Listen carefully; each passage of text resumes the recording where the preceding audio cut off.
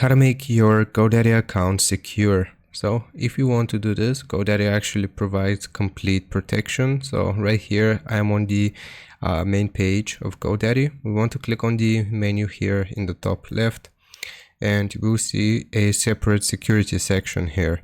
Once selected, it will ask us if we want to get SSL certificates or complete web security.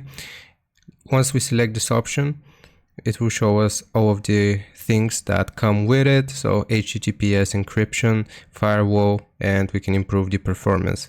So it will basically require a plan. So if I click on see pricing here, you can see all of the different tiers.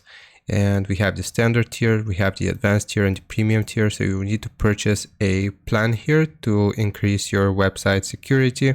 It also shows you all of the perks that you can get by purchasing the said plans right here.